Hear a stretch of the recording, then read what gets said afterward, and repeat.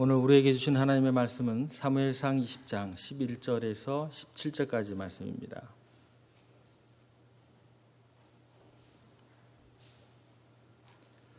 한 절씩 저희가 교독하겠습니다. 요나단이 다윗에게 이르되 오라 우리가 들로 가자 하고 두 사람이 들로 가니라.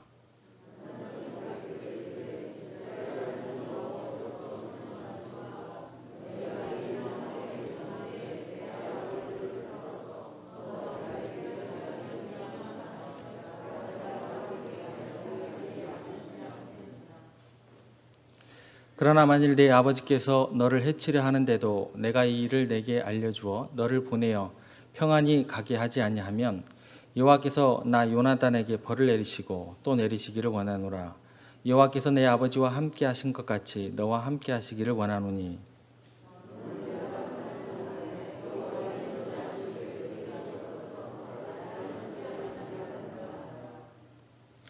여호와께서 너 다윗의 대적들을 지면에서 다 끊어버리신 때에도 너는 내 인자함을 내 집에서 영원히 끊어버리지 말라 하고.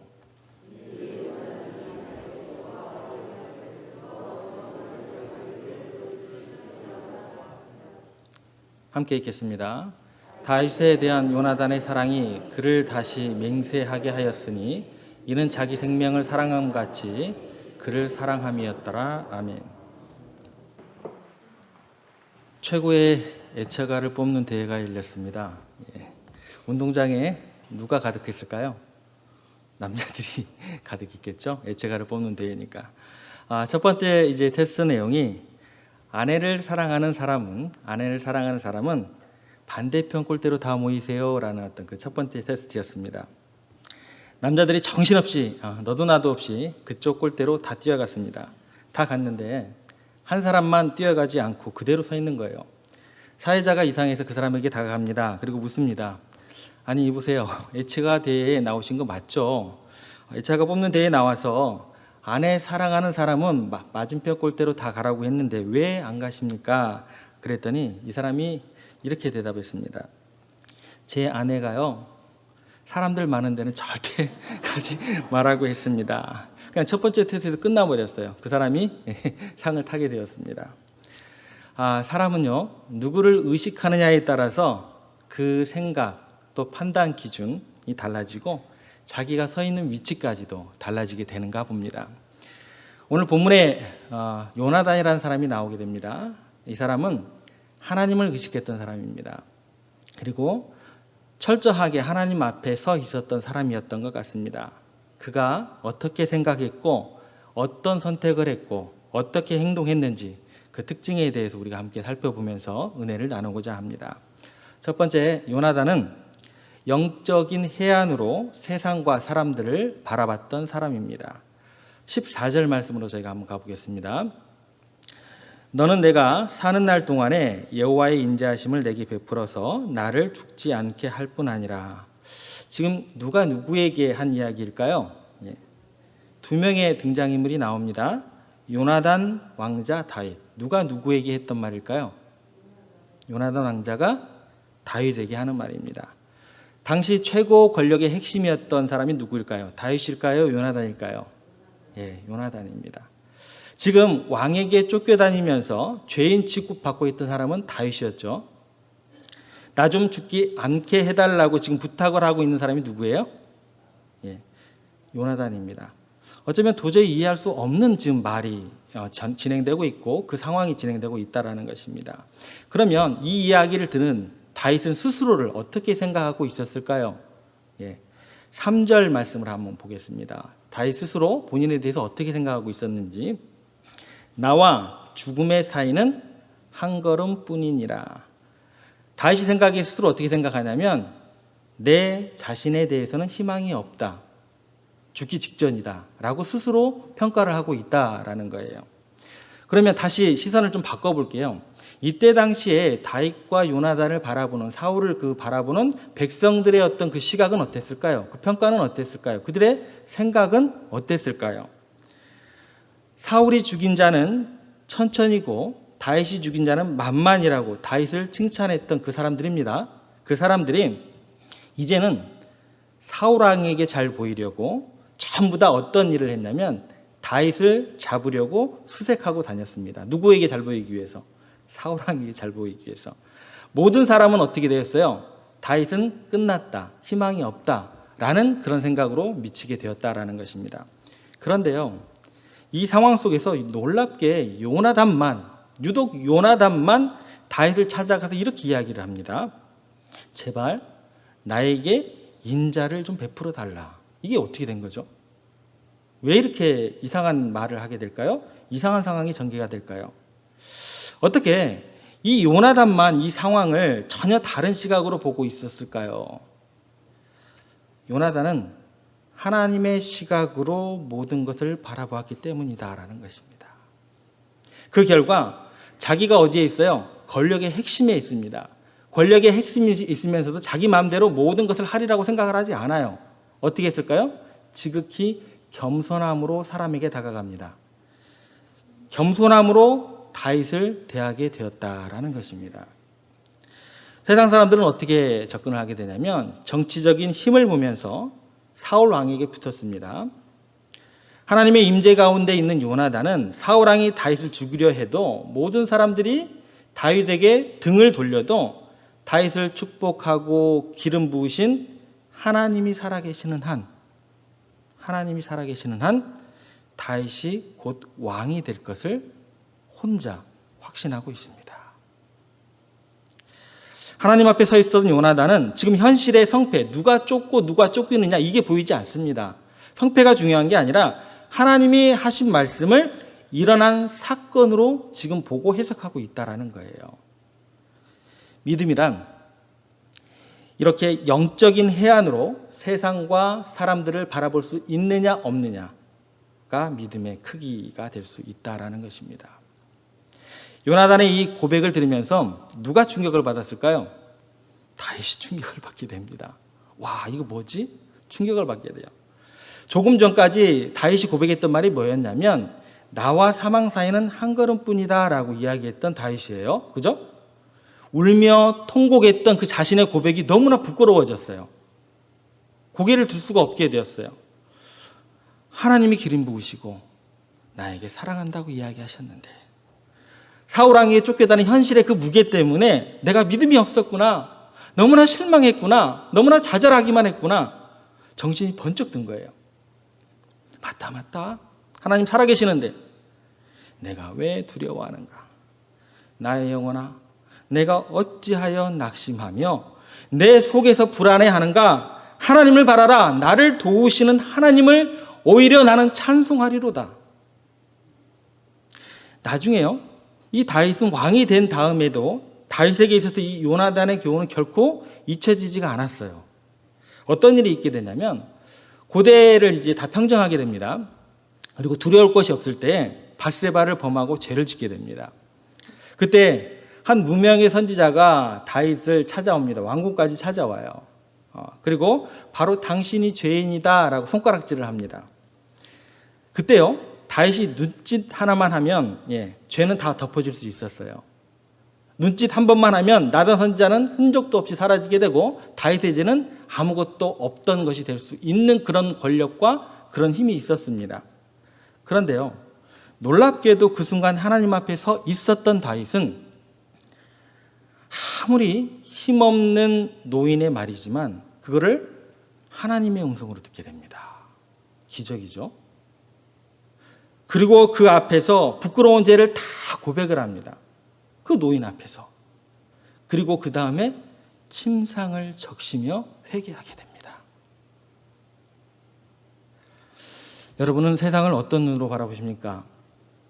성경을 보면 온통 하나님께서 보시는 것하고 세상의 판단은 달라요. 하나님께서는 세상에 미련한 것과 약한 것들을 택해서 강하고 있는 자들을 부끄럽게 하신다고 말씀하십니다.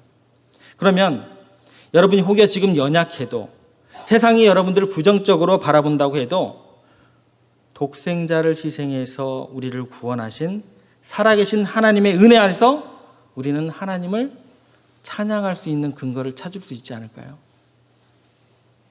그런 어떤 신앙의 모습이 우리 가운데 나올 수 있지 않을까, 그렇게 기대해 봅니다. 마찬가지로 여러분들 또한 마찬가지예요. 세상을 향해서 너무나 쉽게 판단하면 안 된다라는 것입니다.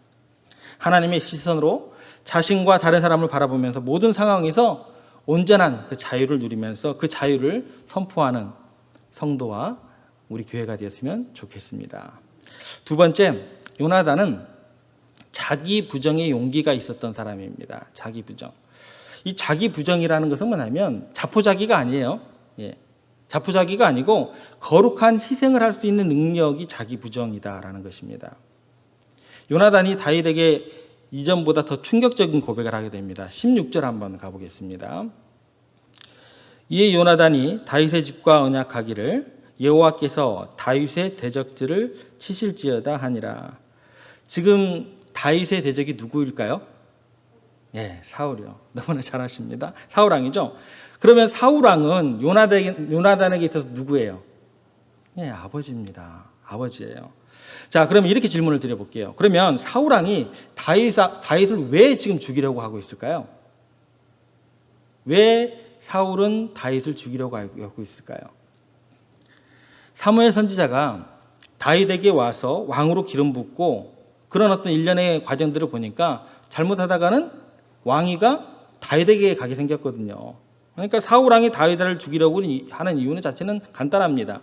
자기 아들 요나단을 왕으로 세우기 위해서 딱 이 한 가지입니다. 그런데 지금 요나단은 뭐라고 얘기를 해요?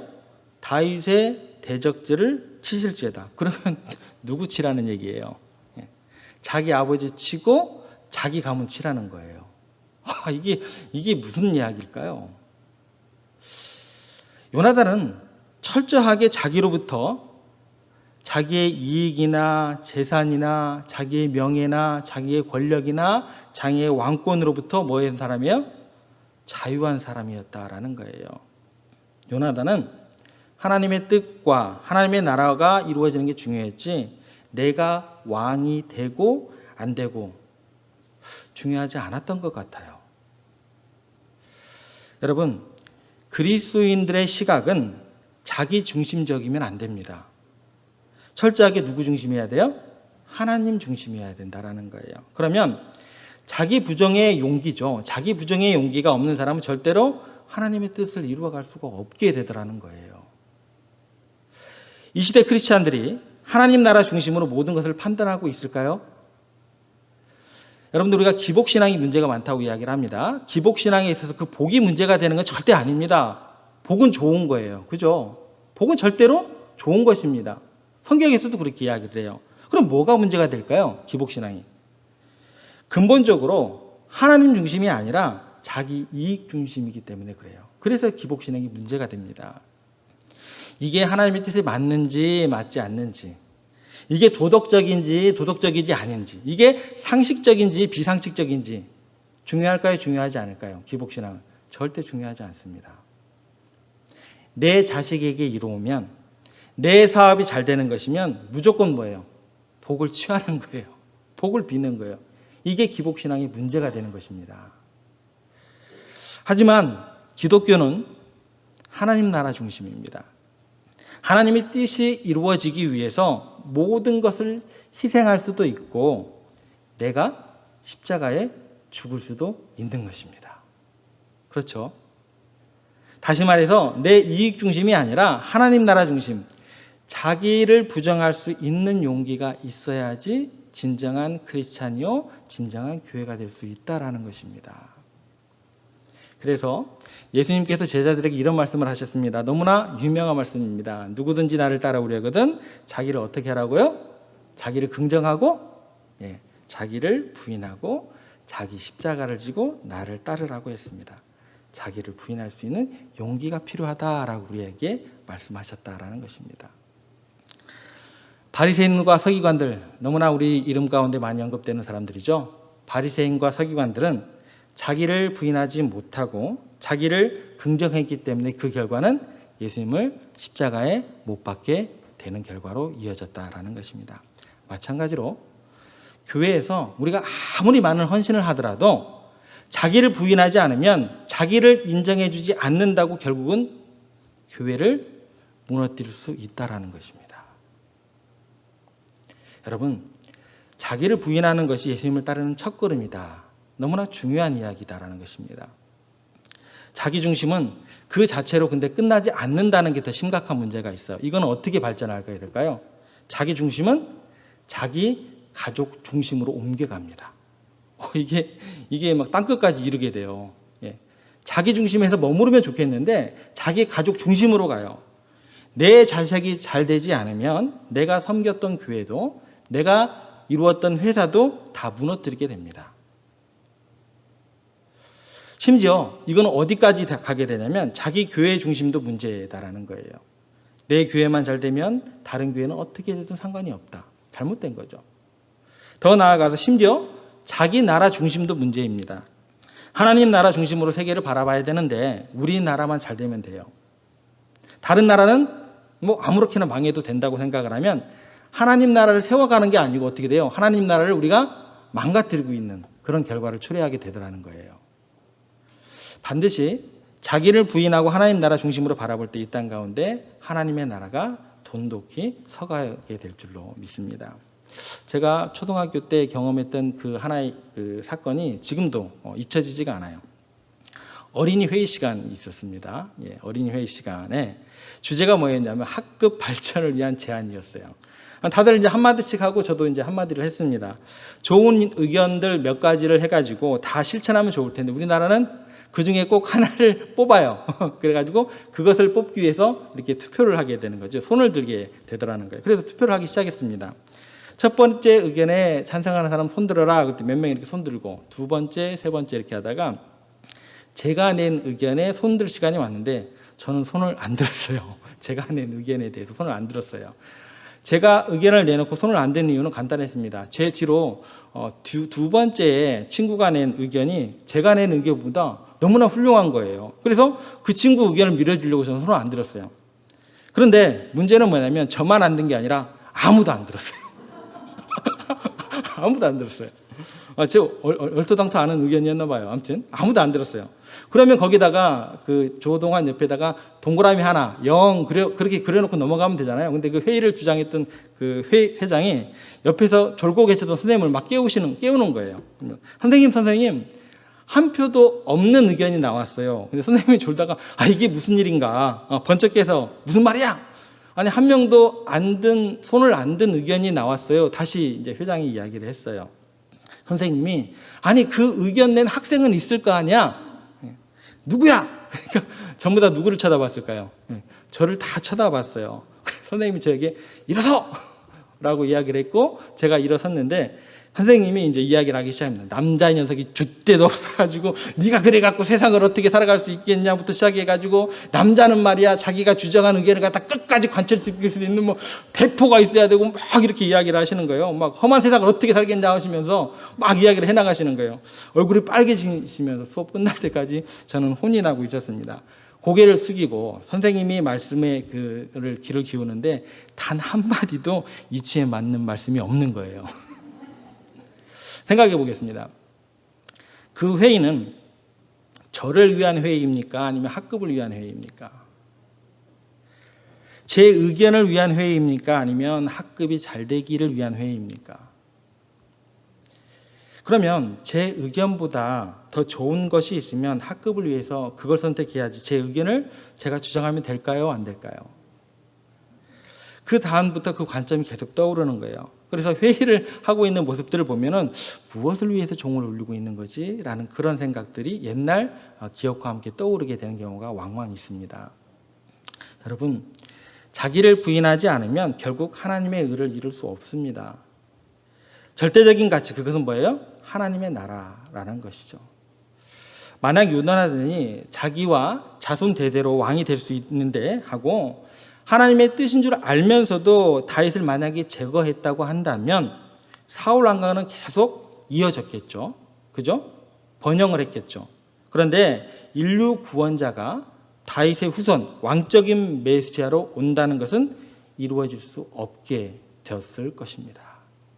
한 사람이 자기를 부정하는 그 용기 때문에 인류 구원의 역사가 순탄하게 진행될 수 있었다. 굉장한 역사적인 사실이다라는 것입니다. 우리 예수님께서 이런 결정을 하셨죠. 이렇게 살다 간 분이십니다. 아버지 할 수만 있으시면 이 잔을 내게서 옮기시옵소서. 그러나 내 원대로 마시옵고 그 다음에 뭐예요? 아버지의 뜻대로 되기를 원하나이다. 여러분 누구나 다 원하는 게 있습니다. 원하는 게 있지만 그것보다 하나님의 뜻이 먼저 이루어지기를 원해야 한다라는 것입니다. 늘 하나님의 현존 앞에서 그분이 기뻐하는 뜻을 위해서 자기를 부정함으로 온 세상 가운데 하나님의 살아계심을 나타내고 증거하는 하나님의 기쁨이요 자랑이 되는 성도와 교회가 되기를 간절히 소망해 봅니다. 세 번째, 요나단은 사람 사랑의 능력이 있었던 사람입니다. 사람 사랑의 능력. 이것도 능력이에요. 여러분 앞에 얘기했던 게 두 가지입니다. 영적인 해안이 있고 그 다음에 뭐죠? 자기를 부인할 줄 아는 사람. 영적인 해안이 있고 자기를 부인하고 하나님 나라만 구할 정도로 그 정도로 탁월한 사람이면 자기 마음에 드는 게 하나도 없을 확률이 굉장히 높습니다. 이게 맞아요. 나는 이렇게 하나님께 철저히 헌신했었고 나는 이렇게 하나님을 사랑했었는데 이렇게 스스로 생각하는 사람의 맹점이 뭐냐면 다른 사람들을 너무나 함부로 대하기 쉽다라는 거예요. 용서가 안 되기 쉽다라는 거예요. 왜일까요? 자기가 워낙에 헌신되고 열심히 하다 보니까 다른 사람들의 삶은 어떻게 보여요? 다 한심해 보여요. 별의별 일 없게 보일 수밖에 없더라는 거예요. 이게 맹점이다라는 것입니다. 함정이라는 것이죠. 그런데 하나님 앞에 서 있다는 것은 뭐냐면 내 의가 아니라 누구의 의 앞에 서 있어야 되는 거예요? 하나님의 의 앞에 서 있다라는 게 하나님 앞에 서 있는 사람의 특징입니다. 자기의 의가 너무 커서 하나님을 다 가려버리니까 어떻게 돼요? 자기의 의의 기준으로 다른 사람을 보니까 마음에 드는 사람이 하나도 없게 되더라는 거예요. 늘 그래서 뭐예요? 불평이에요. 저 사람은 뭐야? 저 사람은 뭐야? 이렇게 되더라는 거예요. 자기와 신앙 스타일이 다르면 그 사람은 어떤 사람이 되냐면 믿음 없는 사람이 되어버립니다. 진정한 의미에서 하나님 앞에 선 사람은 하나님의 시선으로 사람을 볼 수 있어야 된다는 거예요. 독생자를 희생해서 죄인들을 구원한 그 하나님 앞에 서 있는 사람이라면 어찌 사람을 사랑하지 않을 수 있겠느냐라는 성경의 말씀입니다. 요나단은 다윗을 보니까 한심해요. 믿음도 잃어버렸죠. 원망하고 있죠. 울고 있죠. 그런데요, 그 다윗을 향해서 대단한 고백을 하게 되더라는 것입니다. 17절 말씀 가보겠습니다. 다윗에 대한 요나단의 사랑이 그를 다시 맹세하게 하였으니 이는 자기 생명을 사랑함같이 그를 사랑함이었더라. 그렇게 믿음이 좋은 요나단은 믿음을 잃어버린 다윗을 보면서 야 적당히 좀 해. 너 지금 뭐 하는 짓이야. 너 그래도 명색이 사무엘로부터 기름 부은 왕위를 이을 사람이야. 정신탈이라고 이런 얘기를 하지 않았다라는 거예요. 너 지금 뭐 하는 짓이냐? 차라리 내가 왕이 되겠다. 이런 접근이 없었습니다. 요나단에게 있어서는. 그렇게 힘들어하고 눈물 가운데 있는 다윗을 혼내지 않고 뭐라 그래요? 너도 맹세해라. 하나님이 너 축복할 거다. 그러면서 자기의 생명을 사랑하는 것처럼 누구를 사랑했다고요? 다윗을 사랑했느니라. 이렇게 되어 있습니다. 예수님께서 비슷한 이야기를 하십니다. 마태복음 22장 37절에서 39절 말씀입니다. 너무나 유명한 말씀이죠. 예수께서 이르시되 내 마음을 다하고 목숨을 다하고 뜻을 다하여 주 너의 하나님을 사랑하라 하셨으니 이것이 크고 첫째 되는 계명이요 둘째도 그와 그 다음에 뭐예요? 같으니 이렇게 되어 있어요. 그와 같이 내 이웃을 내 자신같이 사랑하라. 그러니까 하나님을 진심으로 사랑하는 사람은 어떻게 돼요? 이웃을 자신같게 사랑하게 되어 있느니라. 이렇게 연결이 되더라는 거예요. 사랑이 없는 헌신과 신앙은 다 거짓일 수 있고 다 자기 의고 다 자기 주장일 수 있다는 말씀입니다. 사랑이 신앙의 시금석이 될 수 있다는 것입니다. 여러분 사랑 없이 표독스럽게 말하고 행동하면서 예의 없게 행동하면 안 된다라는 거예요. 뭐 직원 부리듯이 하인 부리듯이 교회에서 그런 일이 일어나면 안 된다라는 거예요. 그러면서 믿음 있는 척하면 안 된다라는 거예요. 그건 뭐예요? 자기 의에 불과하다라는 하나님의 말씀이다라는 거예요. 요나단은 다윗을 자신의 생명처럼 사랑했다라고 기록되어 있습니다. 예수님께서 한 번은 이런 일이 있으셨어요.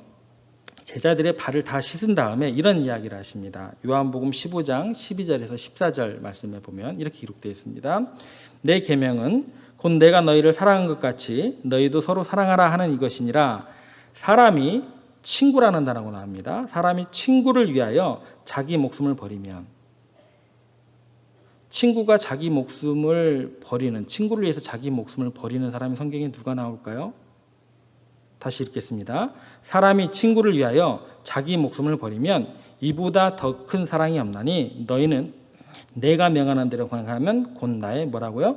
친구라. 이 말씀을 보면 예수님은 제자들이 자기를 팔아넘기고 부인하고 도망갈 걸 아셨습니다. 그런데 그들을 뭐라고 부르세요? 친구라고 부르면서 사람이 친구를 위해 목숨을 버리면 이보다 더 큰 사랑이 없느니라 라고 이야기를 하세요. 내가 너희들을 위해서 목숨을 버리겠다 이 말을 할 때 예수님은 분명히 자기 친구를 왕으로 기름 부은 사람을 그 기름 부은 사건이 역사로 나타나게 하기 위해서 자기가 죽을 자리를 선택한 요나단의 그 사랑을 지금 생각하고 계시는 겁니다. 예수님은 요나단과 비교할 수 없는 왕자님이십니다. 영생의 존재이십니다. 그런데 오히려 자기를 죽게 만들 그 죄인된 친구들을 위해서 지금 죽을 각오를 하고 계시는 상황입니다. 사람이 친구를 위해서 목숨을 버리면 이보다 더 큰 사랑이 없느니라. 요나단의 사랑만큼 큰 사랑이 없다. 그리고 나도 그렇게 친구인 너희들을 위해서 죽겠다라는 선언이십니다. 다윗은 아마 평생 요나단의 사랑을 잊을 길이 없었을 거예요. 다윗은 계속 광야를 헤매면서도 고통을 당하는데도 왕자 요나단이 자기를 위해서 목숨을 바쳐서 사랑하는 걸 생각하면서 그 광야를 외롭지 않게 그 시간들을 감당했을 것 같습니다. 그러면서 하나님을 향한 감사가 그의 입에서 나왔을 것 같습니다. 동일하게 우리들도 마찬가지입니다. 우리들은 요나단 왕자가 아니라 하늘 왕자인 예수님이 여러분에게 하나님의 자녀가 되는 권세를 주기 위해서 십자가를 지시고 대신 죽으시고 자기를 희생한 것을 아신다고 한다면 이 땅에서 당하는 시련과 고난이 여러분을 하나님의 사랑에서 어찌 끊을 수 있다고 생각하십니까? 어찌 그 사랑을 끊을 수 있다고 좌절하십니까? 왕자님의 사랑을 받은 존귀한 자임을 이 시간 우리가 다시 한번 기억했으면 좋겠습니다. 그동안 우리들은 그리스도인이라고 하면서 하나님 앞에 선 사람으로 살지 아니하고 하나님께서 죽은 분인 것처럼 살아왔던 우리들이 아닌지 회개합니다. 여러분 부디 이 시간 영적인 해안을 다시금 우리 마음 가운데 우리의 시선 가운데 담게 되기를 간절히 소망합니다. 자기를 부정하는 용기를 가지고 그렇게 살아가게 되기를 간절히 소망합니다. 무엇보다도 서로 사랑하면서 하나님이 의를 이루고 하나님께 영광을 돌리는 그런 성도와 교회가 되었으면 좋겠습니다. 특별히 창립 76주년을 맞는 도원도교회가 무엇보다도 하나님 말씀에 굳게 서서 이 시대와 세상 가운데 하나님의 사랑과 그 복음을 전하는 아름다운 교회 되기를 간절히 소망합니다. 기도하겠습니다. 하나님 아버지, 이 시간 우리의 마음을 새롭게 하여 주시고 진리의 말씀을 따라서 정말 하나님 앞에 선 사람으로 살게 하여 주시고 하나님 앞에 선 교회로 세워지게 하여 주시고 그렇게 하나님 아버지께 큰 영광을 돌리게 하여 주시옵소서. 주님, 우리를 마음껏 사용하여 주시고 이제는 세상 부정의 해안을 가지게 하여 주시고 자기 부정의 용기를 가지고 대하게 하여 주시고 사람을 사랑하는 능력을 허락하여 주시옵소서. 우리 교회가 우리가 그렇게 사랑이 많고 은혜가 넘치는 성도와 교회를 이루어 이 시대를 구원하는 성도들과 교회가 되게 역사하여 주시옵소서. 예수님의 이름으로 기도드립니다. 아멘.